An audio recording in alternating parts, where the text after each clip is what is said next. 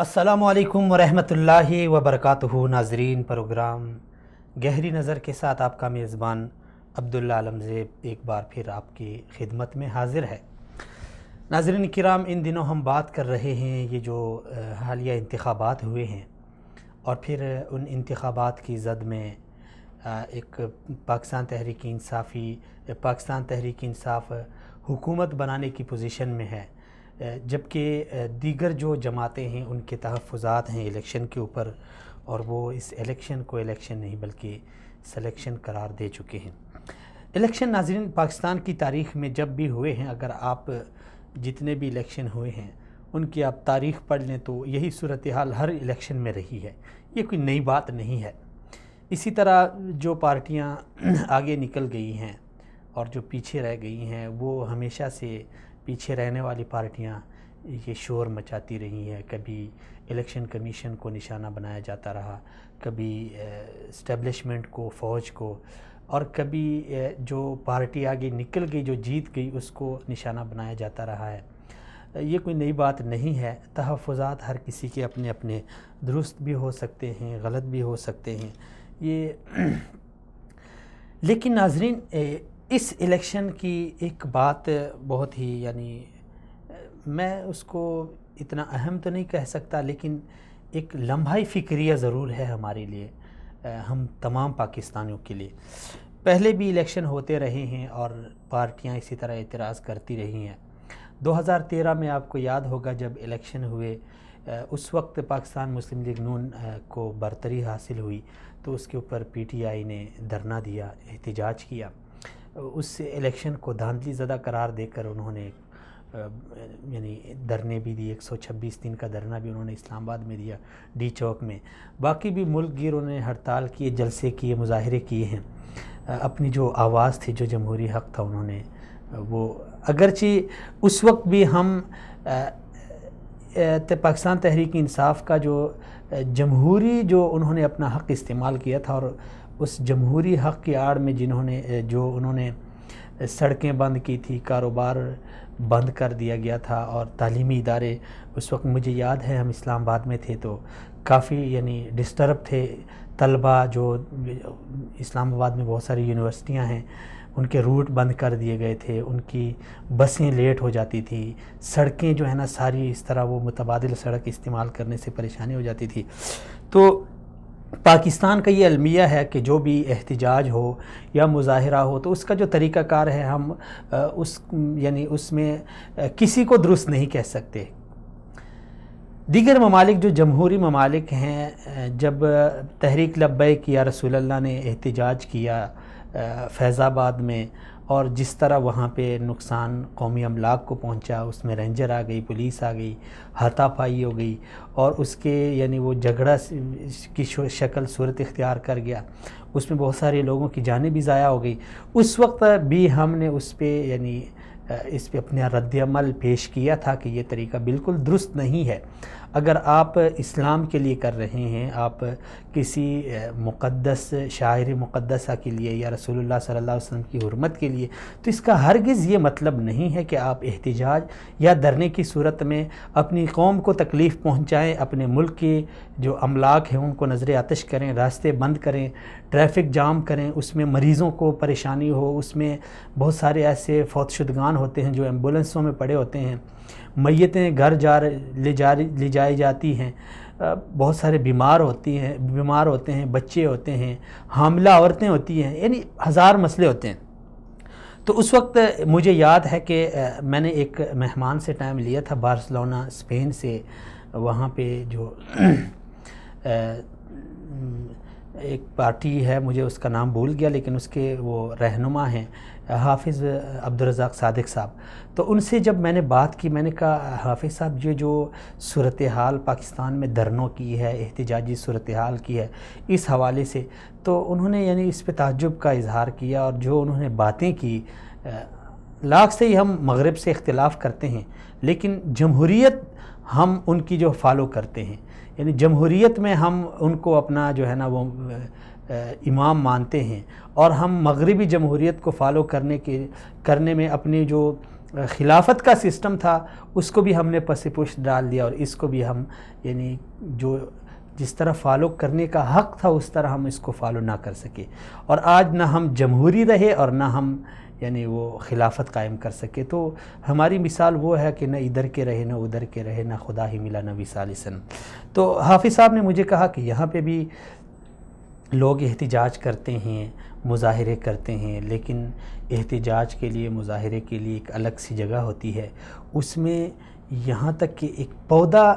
وہاں پہ جو ہے نا اس کو خراش تک نہیں آتی، بہت یعنی لاکھوں کی تعداد میں لوگ نکلتے ہیں اور ہزاروں کی تعداد میں لوگ ہوتے ہیں، لیکن قومی املاک کو نقصان پہنچانا اس حوالے سے تو کوئی سوچ بھی نہیں سکتا۔ تو المیہ ہے پاکستان میں، تو یہ ماضی کی کچھ باتیں تھیں جو میں آپ ناظرین کے ساتھ شیئر کی، لیکن ابھی جو الیکشن صورتحال اختیار کر گیا ہے، اور اس الیکشن میں یعنی بڑی دلچسپ چیزیں بھی ہمیں دیکھنے کو مل رہی ہیں۔ وہ جماعتیں، وہ یعنی سیاسی پارٹیاں جو ماضی میں ایک دوسرے کو گھسیٹنے کی باتیں کر چکی تھی، اور جو ان کے لیڈران ایک دوسرے کو سڑکوں پہ گھسیٹنے کی دھمکیاں دے چکے تھے، اور قوم کے سامنے انہوں نے بڑے یعنی بلند و بانگ دعوے کیے تھے کہ اگر ہم نے یہ نہ کیا تو میرا یہ نام یہ نہیں ہوگا، وہ سارے لوگ اب ایک ہو گئے ہیں، ان کے تحفظات سب کے ایک ہیں۔ لیکن سوال یہ ہے کہ کیا یہ لوگ جو ماضی میں ایک دوسرے کے ساتھ شدید اختلاف رکھتے تھے، آج وہ ایک پلیٹ فارم پہ جمع ہو گئے ہیں، کیا یہ آگے اسی طرح ایک ہو کے چل سکیں گے، یا یہ مفادات کی جنگ ہے، ایک اپنے اپنے مفادات کے حصول تک یہ ساتھ رہیں گے؟ اور اگر ہم دیکھیں تو صورتحال یہی نظر آ رہی ہے، اپنے اپنے مفادات ہیں، ان مفادات کے حصول تک یہ سارے مل کے جائیں گے، لیکن جب مفادات ان کے مختلف ہو جائیں تو پھر یہ ماضی کی طرح ایک دوسرے کے مد مقابل آئیں گے۔ ناظرین، میں جس المی کی طرف اشارہ کرنے جا رہا ہوں، اور جس طرح میں نے پہلے عرض کیا کہ اس الیکشن میں جو ایک چیز جو ایک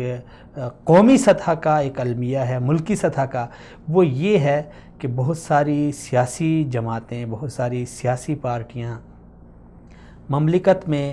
احتجاج اور جو اپنا جمہوری حق تھا اس کو استعمال کرتے کرتے وہ بہت آگے نکل گئی ہیں۔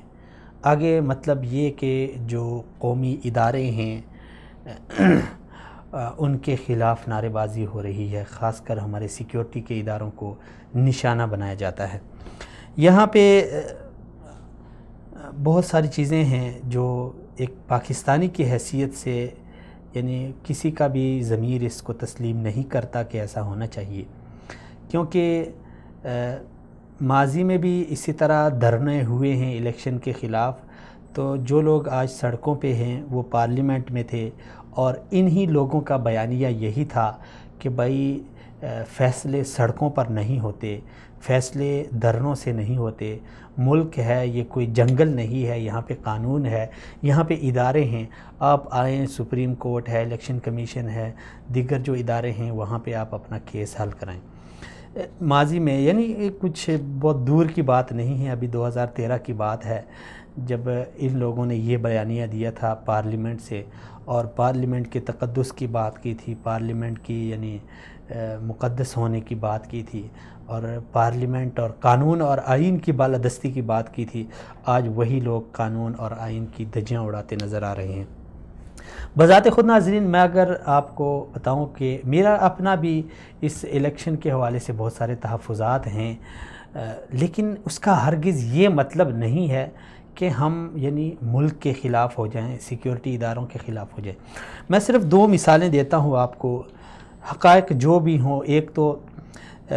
دیکھیں، جب الیکشن سے ایک دن قبل میرے خیال میں جب احتساب عدالت نے حنیف عباسی صاحب کو نااہل قرار دیا رات کے 11:30 بجے، اس فیصلے کے اوپر میرے بھی تحفظات ہیں دیگر پاکستانیوں کی طرح۔ یہ نہیں کہ میرا تعلق کسی پارٹی سے ہے، لیکن ایک پاکستانی ہونے کے ناطے اگر ہم سوچیں تو بالکل یعنی فیصلہ بالکل عجیب سا تھا۔ تحفظات ہر کسی کا حق ہے، لیکن اس کے جو رد عمل میں وہاں پہ جو مظاہرے کیے گئے، خاص کر جو مسلم لیگ نون کے ورکر نکلے اور انہوں نے GHQ کے سامنے انہوں نے ایک احتجاجی مظاہرہ کیا، اور اس احتجاجی مظاہرے میں انہوں نے سر عام انہوں نے ISI ہماری جو خفیہ ایجنسی ہے اس کے خلاف نعرے لگائے، فوج کے خلاف نعرے لگائے. اور ایک دو دن کی بات تھی کہ میں نے دیکھا کہ انڈین TV چینلز نے ان تمام احتجاجی دھرنوں کو، ان احتجاجی مظاہروں کو ویڈیو لے کے انہوں نے ایک پروپیگنڈا کیا کہ دیکھیں جی یہ ہے پاکستان. اور جس طرح وہ ایک سنسنی پھیلاتے ہیں، ایک سنسنی خیزی خبر میں لاتے ہیں، اور خاص کر پاکستان کے خلاف ان کو ایک خبر ملنی چاہیے، باقی رنگ روغن دینا ان کا اپنا کام ہے، اور وہ میڈیا کے لوگ ہیں، ان کو بڑا یعنی رنگ روغن دینا ان کو آتا ہے، یہ فن یہ گر ان کو آتے ہیں. لیکن یہ خبر کچھ اس طرح چلی کہ دیکھیں جی یہ ہے پاکستان، یہ ہے وہ پاکستان جہاں پہ بات ہو رہی ہے اسلام کی، اور یہاں پہ بات ہو رہی ہے قانون کی، اور یہاں پہ بات ہو رہی ہے آئین کی اور جمہوریت کی، اور یہ ہے اس کا مکروہ چہرہ، وہ ایجنسی جو پاکستان میں ٹاپ پہ ہے اس کے خلاف اپنے، یعنی یہ دیکھیں ہم نے کس کو تاثر دیا. چلیں ہم لاکھ صحیح PTI، مسلم لیگ نون، پیپلز پارٹی، جماعت اسلامی، جمعیت علماء اسلام، ہمارے اختلافات ہو سکتے ہیں، ہماری ایک دوسرے کے ساتھ یعنی اختلاف رائے کا ہونا یہ فطری بات ہے. بڑے بڑے لوگ گزرے ہیں، اچھے اچھے لوگ گزرے ہیں، بزرگ اور دیندار لوگ گزرے ہیں، ان کے بیچ بھی اختلافی رائے کا یعنی وجود تھا، اور اختلافی رائے وہ بھی رکھتے تھے. لیکن ایک قوم کی حیثیت سے اور ایک پاکستانی ہونے کے ناطے یہ ہمیں بالکل بھی زیب نہیں دیتا کہ ہم اپنے اداروں کے خلاف اس طرح اٹھ کھڑے ہوں کہ ہمارا جو ازلی اور ابدی دشمن ہے وہ ہم پہ تالیاں بجائیں. یہ ہمارے لیے ایک المیہ ہے. دوسری مثال ناظرین میں آپ کو دوں، الیکشن کے بعد ہی جسٹس اسلام آباد ہائی کورٹ کے جو جسٹس شوکت عزیز صدیقی صاحب تھے، انہوں نے کہیں پہ ایک کانفرنس تھی میرے خیال میں،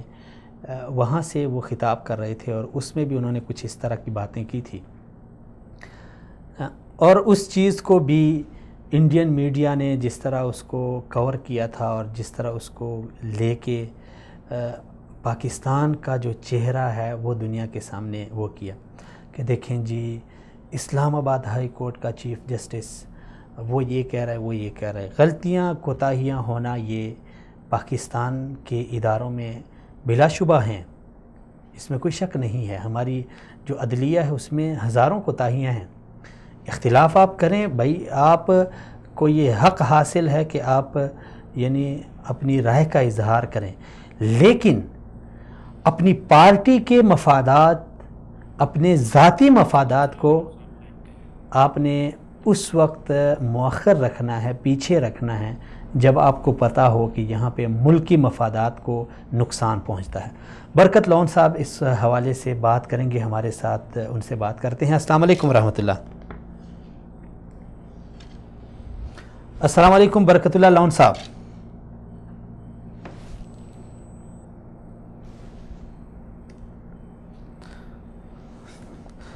برکت صاحب کی کال میرے خیال میں ڈراپ ہو گئی ہے. تو ناظرین میں عرض کر رہا تھا کہ جہاں پہ ہمارے اپنے مفادات ہوں، پارٹی کے مفادات ہوں، اور ایک طرف ملکی مفادات ہوں، تو خدا را میں پاکستانی جو سیاسی لیڈرشپ ہے، مذہبی لیڈرشپ ہے، اور ایک پاکستانی ہونے کے ناطے، ایک شہری ہونے کے ناطے، اور ایک مہذب اور ایک محب وطن پاکستانی ہونے کے ناطے یہ میری گزارش ہے اپنے آپ سے بھی کہ ہم اپنے تحفظات کو محفوظ رکھیں. وہاں پہ ہم اپنے جو گلے شکوے ہیں ان کو بالکل آپ اس کا وہ ہے، آپ کو حق ہے، لیکن جہاں آپ کو پتہ ہے کہ میری وجہ سے، میری پارٹی کی وجہ سے ملک کی بدنامی ہوتی ہے، ملک کی اداروں کی بدنامی ہوتی ہے، اور اس کی بنا پر پھر ملک دشمنوں کو خوشی ملتی ہے، تو وہاں پہ ملک کو آپ نے مقدم رکھنا ہے. برکت صاحب السلام علیکم. جی وعلیکم السلام. برکت لون صاحب بہت شکریہ، سلامت رہیں، آپ نے وقت دیا. برکت صاحب ہم بات کر رہے ہیں کہ الیکشن ہوا 2018 کا، اور اس کے اوپر بہت سارے لوگ اپنے تحفظات بلکہ بہت ساری پارٹیاں بڑی بڑی پارٹیاں ہیں اپنے تحفظات کا اظہار کر رہی ہے، لیکن جو دیکھنے میں آ رہا ہے، جو ہمارے سامنے ہے، وہ یہ ہے کہ پاکستان تحریک انصاف کو واضح برتری ملی ہے اور وفاق کے ساتھ ساتھ پنجاب اور کے پی میں وہ اس پوزیشن میں ہے کہ وہ اپنی حکومت بنائے۔ برکت صاحب، آپ کیا سمجھتے ہیں؟ پی ٹی آئی کے آپ اوورسیز کے رہنما ہیں اور ایک آپ یعنی جو اعلیٰ قیادت ہے، خاص کر گلگت بلتستان کی جو قیادت ہے اس میں آپ کا شمار ہے۔ پی ٹی آئی سے جو توقعات تھی پاکستانی قوم کی اور خاص کر نوجوانوں کی، آپ کیا سمجھتے ہیں نئی حکومت ان توقعات کے اوپر پورا اتر سکے گی یا نہیں؟ دیکھیں، یہ آپ کو یاد ہوگا آپ کے اسٹوڈیو میں 19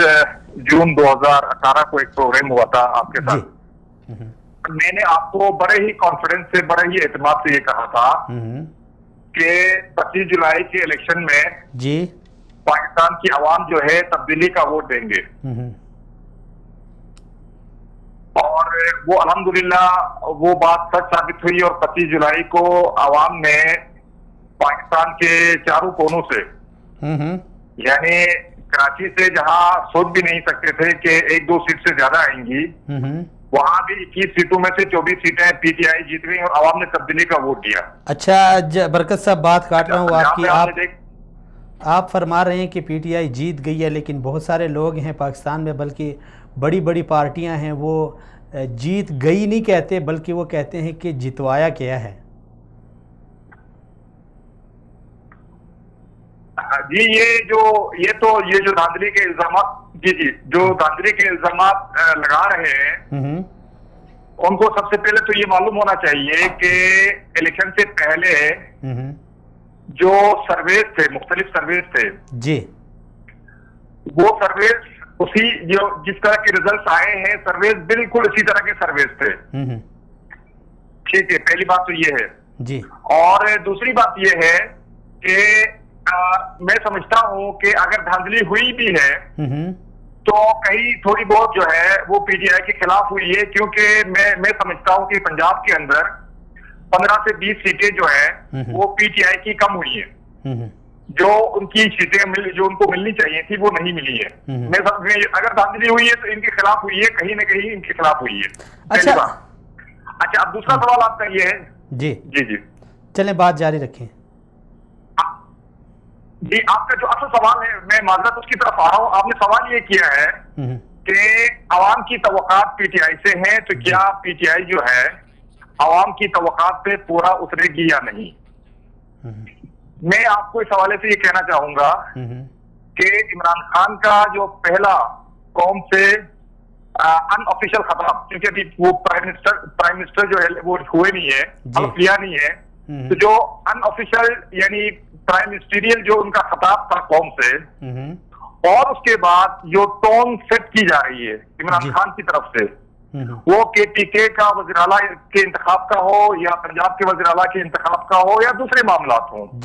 یا وہ جو اپنی لائن آف ڈائریکشن قوم کو اس وقت دے رہے ہیں، یہ اس بات کا ایک انڈیا ہے۔ میں بشمول پوری قوم جو ہے، ہم پر امید ہیں جو ایک ٹون سیٹ کیا جا رہا ہے اور قوم کو جو ڈائریکشن بتایا جا رہی ہے، دکھائی جا رہی ہے عمران خان کی طرف سے، ہم پر امید ہے، جس طرح ہم پر امید تھے کہ جو ہے نا عوام جو ہے تبدیلی کا ووٹ دے کے پی ٹی آئی کو جتوائے گی، اسی طرح سے آج ہم پر امید ہے کہ انشاءاللہ 5 سال کے اندر عمران خان نے جو وعدے کیے ہیں اور جو بھی آپ کے جو لوٹی ہوئی دولت کو واپس لینے کے حوالے سے، گڈ گورننس کے حوالے سے، تعلیم میں انویسٹمنٹ کے حوالے سے، صحت میں انویسٹمنٹ کے حوالے سے، انسانوں میں انویسٹمنٹ کے حوالے سے، جو سب سے بڑا مسئلہ ہے پاکستان کا، اس کے حوالے سے ہم پر امید ہیں، اور انشاءاللہ تبارک و تعالیٰ آپ دیکھیں گے کہ 5 سالوں کے اندر جو ہے بہت سے ایسے اہداف یہ پی ٹی آئی کی گورنمنٹ اچیو کرے گی، اور انشاءاللہ دنیا جو ہے مہاتیر محمد کو بھول جائے گی۔ اچھا برکت صاحب، آپ پر امید ہیں، ہم بھی پر امید ہیں، لیکن اگرچہ مجھے ایسی بات نہیں کہنی چاہیے، اگر خان صاحب ڈیلیور نہ کر سکیں اور 1 2 3 سال تک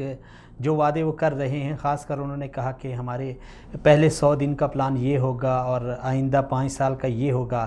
اگر اس کو خان صاحب یہ جو وعدے ہیں اور جو ان کی تقریریں تھیں اور جو وہ انہوں نے کہا تھا اس کے یعنی مطابق وہ اس کو ڈیلیور نہیں کر سکتے، تو آپ کیا سمجھتے ہیں ایک پی ٹی آئی رہنما اور ایک پی ٹی آئی کارکن ہونے کی حیثیت سے دکھ تو ہوگا نا؟ نہیں دیکھیے، عبداللہ صاحب پہ صرف دکھ نہیں ہوگا اگر عمران خان جو ہے جی اپنے جو انہوں نے وعدے کیے ہیں اور اس کے حساب سے اگر تبدیلی لے کے نہیں آتے ہیں، گورننس کو ٹھیک نہیں کرتے ہیں، اگر اسی پی پی اور مسلم لیگ بھی ان کے ڈگر پہ خدا نخواستہ چلتے ہیں اور اسی طرح جو ہے ملک کو جس طرح سے 70 سالوں میں دیوالیہ کر کے رکھا ہے، اگر اسی ڈگر پہ چلتے ہیں تو برکت اللہ لون سب سے پہلے ہوگا جو عمران خان کے خلاف کھڑا ہوگا۔ زندہ باد، زندہ باد جی۔ کیونکہ ہمارے لیے دیکھیں عبداللہ صاحب، دیکھیں حقیقت یہ ہے کہ بحیثیت پاکستانی جو ہے، بحیثیت پاکستانی پاکستان سب سے مقدم ہے، بہترین۔ نہ کوئی عمران خان مقدم ہے، نہ نواز شریف مقدم ہے، نہ آصف زرداری مقدم ہے، بہترین۔ ہمارے لیے ہمارا ملک مقدم ہے، ہماری مٹی مقدم ہے، بہتر۔ تو اگر آج ہم عمران خان کی سپورٹ کرتے ہیں تو ہمارا نہ کوئی ذاتی مفاد ہے، بہتر، نہ کوئی عمران خان سے ہم نے کوئی عہدے لینے ہیں، نہ عمران خان سے ہم نے کوئی فنڈ لینے ہیں جی۔ ہم صرف اور صرف جو ہے اپنے وطن کی بہتری کی خاطر، اپنے وطن عزیز جو مادر وطن ہے جی بالکل، جس کو 70 سالوں میں چوروں نے لٹیروں نے لوٹا ہے، اس کو دیکھ کر ہمیں جو ہے نا اپنے ملک کی خاطر، اپنے ملک کی مٹی کی محبت کی خاطر ہم عمران خان کے ساتھ کھڑے ہیں۔ ہم عمران خان کے ساتھ اس لیے نہیں کھڑے ہیں کہ عمران خان ہے یا ان سے ہم نے کوئی فائدہ لینا ہے، یا ہم سب سے پہلے جو ہے نا میں یہ پاکستان کا یہ چھوٹا سا ادنا سا جو خادم ہے یہ سب سے پہلے عمران خان کے خلاف کھڑا ہوگا۔ تو اس وقت میں آپ کو یہ بتانا چاہ رہا ہوں کہ پی ٹی آئی کے جو اس طرح کے کارکن ہیں جو ظاہر یقیناً اکثریت جو ہے وہ ملک کی خاطر عمران خان کے ساتھ کھڑے ہیں، جی جی، وہ عمران خان کے گریبان میں سب سے پہلے ہاتھ ڈالیں گے۔ تو عمران خان کے پاس، عمران خان کو بھی اندازہ ہے، انہوں نے جب کے پی کے اسمبلی کے ابھی پارلیمانی جب اجلاس میں خطاب کیا جی، اور پنجاب کی اسمبلی سے جب انہوں نے خطاب کیا اور وفاقی جو ممبران تھے جو الیکٹڈ ان سے جب خطاب جب ان کے ساتھ اجلاس کیا ہے، ان تینوں اجلاسوں میں انہوں نے کلیئر کٹ میسج اپنے جو ممبرز ہیں صوبائی اور قومی ممبرز کو انہوں نے ایک میسج دیا ہے جی کہ ہمارے پاس کوئی آپشن نہیں ہے، ڈو اور ڈائی ہے، کیونکہ عمران خان کو یہ پتا ہے، پاکستان کی عوام جنہوں نے ان کو ووٹ دیا ہے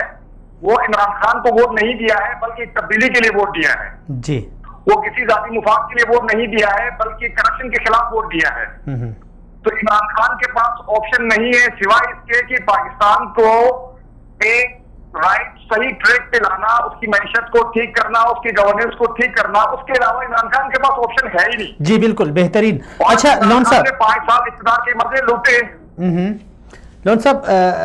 بہت سارے چیلنجز بھی ہیں نئی حکومت کے سامنے، معاشی لحاظ سے اور معاشرتی لحاظ سے بھی ہے، سیکیورٹی حوالے سے بھی ہے، خارجہ امور کے وہ ہیں، اقتصادی وہ حوالے سے بھی، تعلیمی صورتحال ہے، صحت کی صورتحال ہے، ہمارے ادارے ہیں، پولیس ہے، دیگر یعنی بہت سارے چیلنجز ہیں جو نئی حکومت کے سامنے ابھی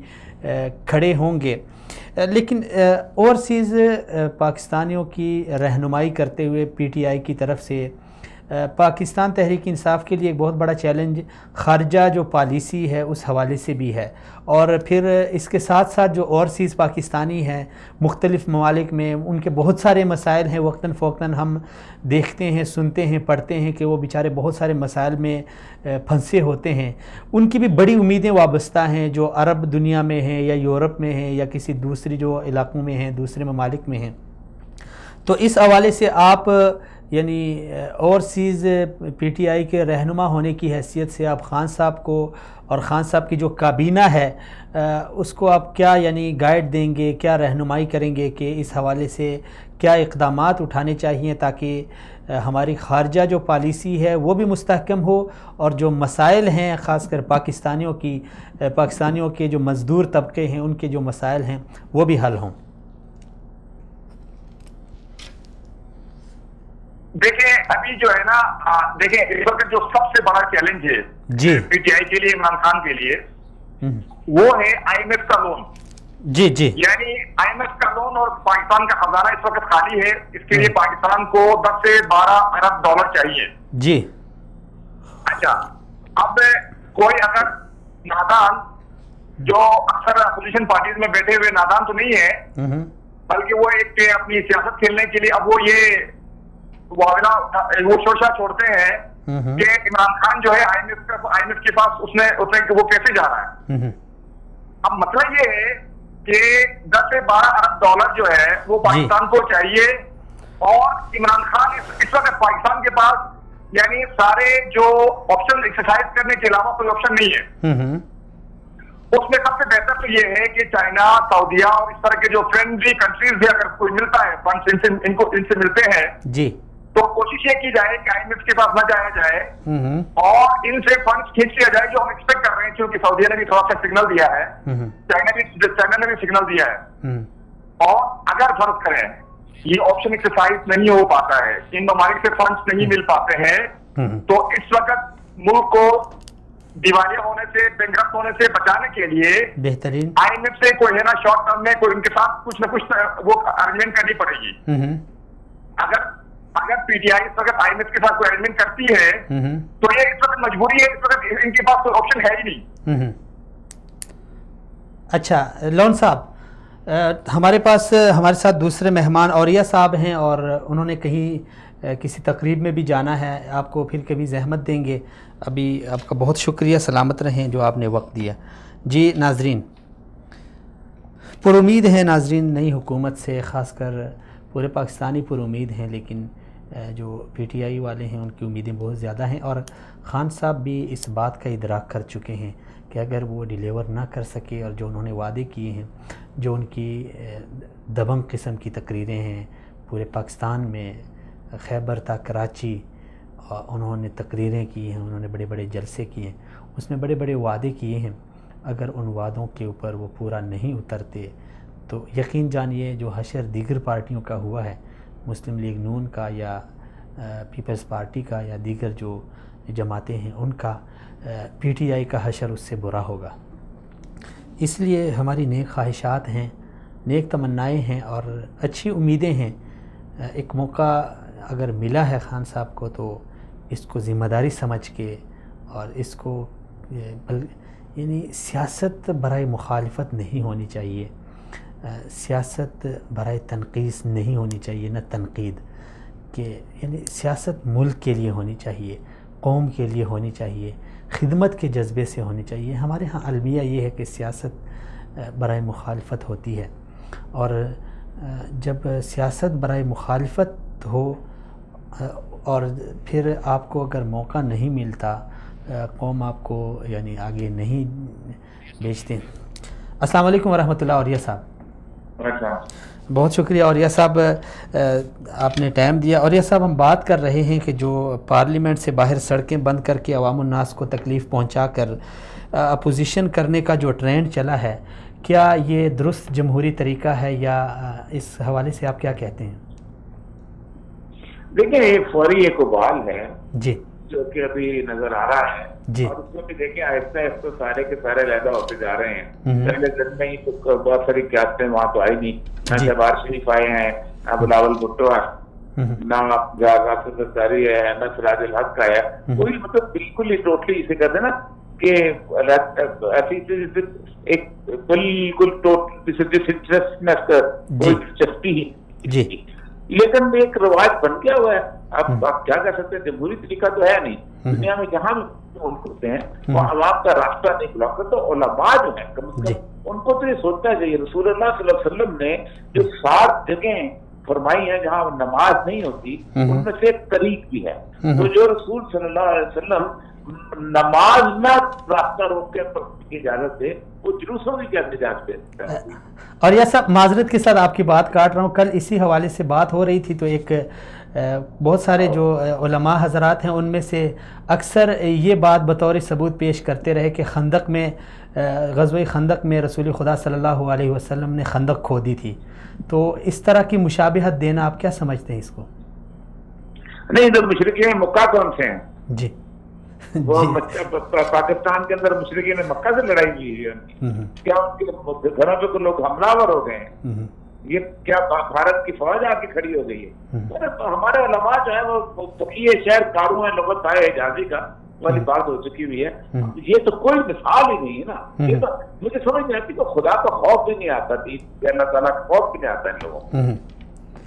اچھا اولیاء صاحب، ایک ایسی صورتحال ہے کہ جب ہم دہشت گردی کے خلاف جنگ جیت رہے ہیں، متحدہ اپوزیشن کے احتجاج میں جس طرح سیکیورٹی اداروں کا نام لے کر نعرے لگائے جاتے ہیں، انہیں نشانے پہ رکھا جاتا ہے، آپ کیا سمجھتے ہیں یہ پاکستان کی سالمیت کے لیے درست طریقہ ہے یا اس کے کوئی بھیانک نتائج برآمد ہوں گے؟ دیکھیے پہلی بات تو یہ ہے کہ جب بھی اگر کسی کو تنقید کرنی ہوتی ہے تو فرد پہ کرنی چاہیے. جی نواز شریف بالکل اور چیز ہے اور پوری کی پوری نون لیگ کو گالی نہیں دی جاتی. جی غداری اور چیز ہے، پیپلز پارٹی کو نہیں دی جاتی. فضل الرحمان صاحب اور چیزیں اور پوری پوری جمعیت اسلام کے علماء دیوبند کو کچھ نہیں کہا جا سکتا. یہ رواج بن گیا ہوا ہے کہ اگر کسی ایک جرنیل کی کوئی پاکستان کی تاریخ میں ایک یا دو دفعہ غلطی ہو گئی ہے جبکہ ہو چکی ہے تو اس کی بنیاد سے پوری کی پوری سب کی فوج کو گالی دینا اور سیکورٹی اداروں کے بارے میں زبان استعمال کرنا، پتہ نہیں شاید کہ اب تک ہیرو بنانے کی چکر میں ہے. مجھے تو ہیرو سے زیادہ کسی کے اشارے کی بات کرتی ہے، کیونکہ کسی کے اشارے کے بغیر اس طرح گفتگو ہو نہیں سکتی. اچھا اولیاء صاحب، ابھی جو متحدہ اپوزیشن ہے کیا یہ نئی حکومت کو کے ساتھ آزادی کے ساتھ کام کرنے کے لیے تیار ہو جائے گی یا ان کو کام کرنے کا موقع دے گی یا ان کے لیے کوئی ٹف ٹائم یہ پیدا کریں گے؟ دیکھیں مسئلہ سارا ہے نون لیگ کا. پیپل پارٹی کو تو اپنا لائنس شیئر مل گیا بلکہ اپنی توقع سے زیادہ سیٹیں اس کو مل چکی ہوئی ہیں. نون لیگ کا معاملہ ہے، نون لیگ میں شہباز ہیں وہ دودھ دینے والے مجنو ہیں،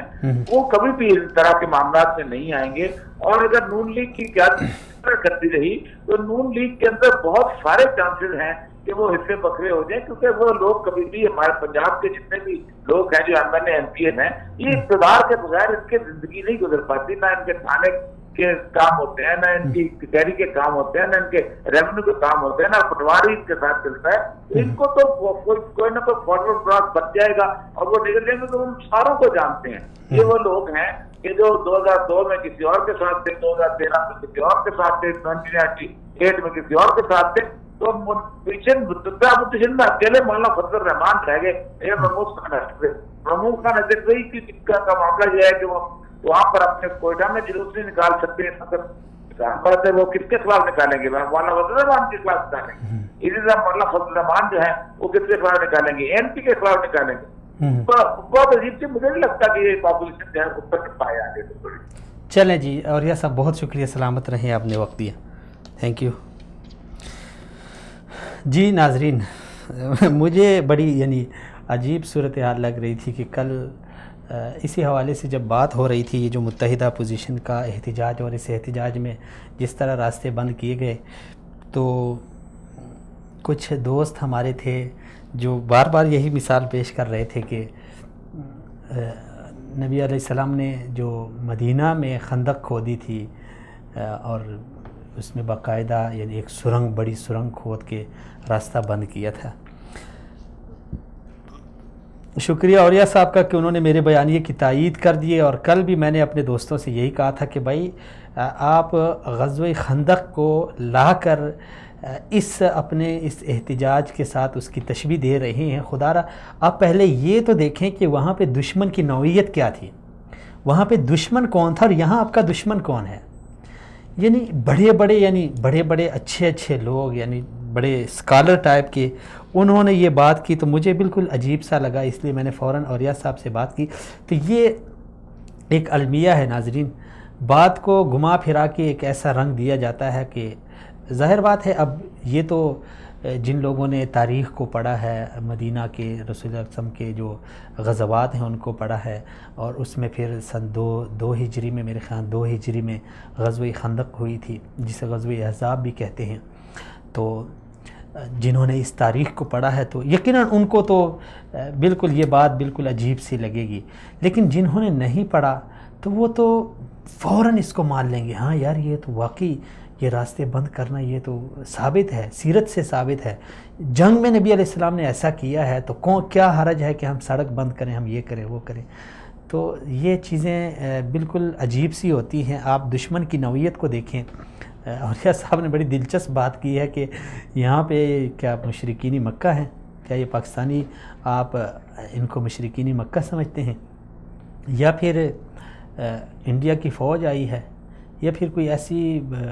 کفریہ طاقت ہے جس کو آپ روک رہے ہیں؟ اپنے لوگوں کو. ناظرین، میں نہ کسی پارٹی کا سپورٹر ہوں، نہ کسی پارٹی کا ووٹر ہوں، اور نہ میں کسی پارٹی تنظیم سے، کسی جماعت سے میرا تعلق ہے. لیکن میں پہلے بھی اس پہ تنقید کر چکا ہوں، اس کے اوپر اپنا رد عمل دے چکا ہوں. یہ بالکل غلط طریقہ ہے، چاہے یہ پی ٹی آئی کرے، چاہے یہ جمعیت علماء اسلام والے کریں، چاہے یہ مسلم لیگ نون کرے یا پیپلز پارٹی کرے. غلط رویہ ہے، غلط طریقہ ہے، غلط ٹرینڈ چلا ہے. آج جو بھی احتجاج کرتا ہے تو اس کا پھر یہی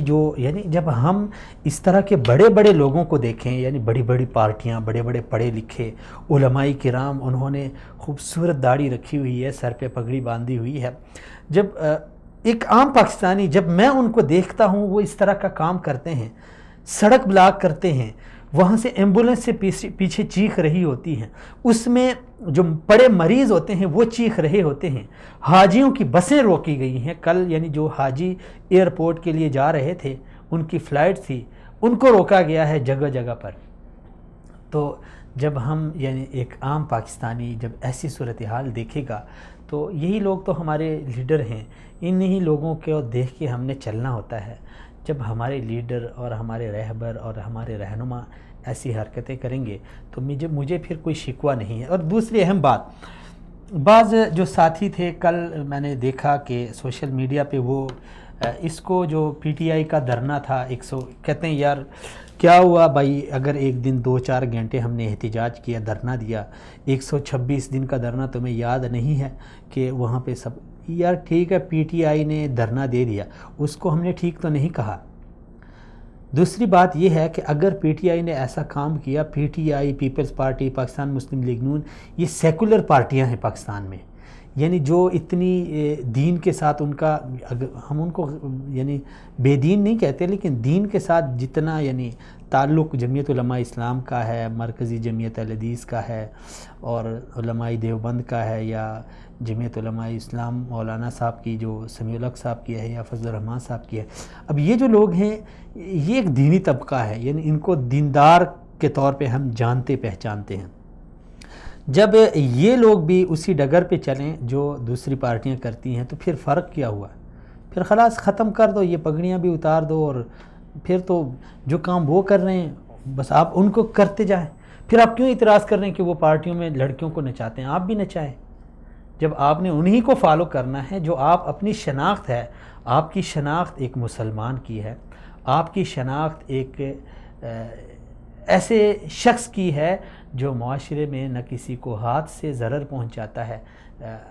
آپ کی شناخت اس شخص کی ہے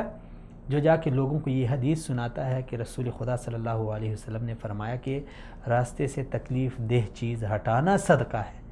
ہٹانا جب صدقہ ہے تو تکلیف دہ چیز لا کے راستے کے بیچ رکھنا، ظاہر بات ہے یہ گناہ ہے. ناظرین، ہمارے تیسرے مہمان تھے آج کے پروفیسر ابراہیم صاحب، وہ ان کی کال نہیں لگ رہی اور ہمارے پاس وقت بھی ختم ہوا چاہتا ہے. تو یہ چند گزارشات تھی، ان گزارشات کے ساتھ اجازت چاہتا ہوں. لیکن آپ تمام ناظرین جتنے بھی میرے پاکستانی ہیں، جتنے بھی پارٹیوں کے لوگ ہیں، خدا را ان سے جو میں نے عرض کیا ہے کہ اگر کہیں پہ مفادات ٹکراتے ہوں، آپ کے ذاتی مفادات، آپ کی تنظیم کے مفادات، اور آپ کی سیاسی مفادات، آپ کی جماعت کے مفادات، آپ کے شخصی مفادات ایک طرف ہوں، یہ سارے ایک طرف ہوں، یا ان میں سے ایک طرف ہو، اور دوسری طرف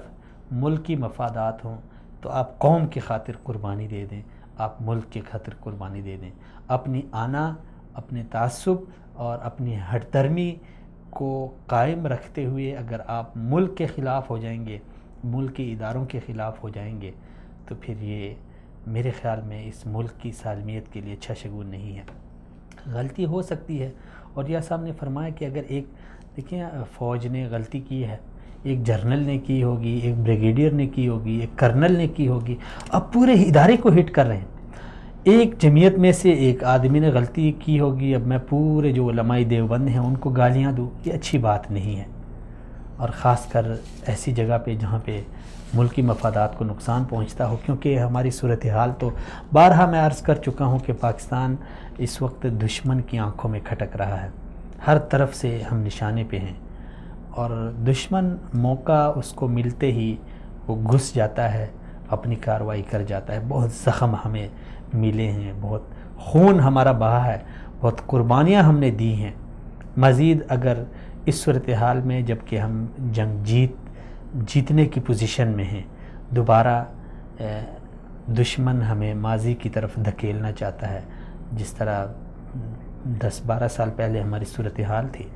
آئے روز دھماکے تھے، آئے روز قتل و غارت۔ اب ہم الحمدللہ کافی سکون کی طرف جا رہے ہیں، امن کی طرف جا رہے ہیں۔ اگر اس صورتحال میں ہم اداروں کا ساتھ نہ دیں، باوجود غلطیوں کے، یہ کوئی بھی ادارہ، کوئی بھی شخص یعنی غلطیوں سے صاف نہیں ہوتا، اداروں میں غلطیاں ہوتی ہیں، اداروں کی پالیسی خراب ہوتی ہے، اس میں بعض لوگ خراب ہوتے ہیں، بعض عناصر خراب ہوتے ہیں، جو ایک کی وجہ سے اگر ہم پورے ادارے کو ہٹ کریں گے تو یہ ملکی مفادات میں نہیں ہے۔ اجازت دیجیے ناظرین، اگلے پروگرام میں آپ ناظرین کے ساتھ پھر سے ملاقات ہوگی، تب تک کے لیے اللہ حافظ۔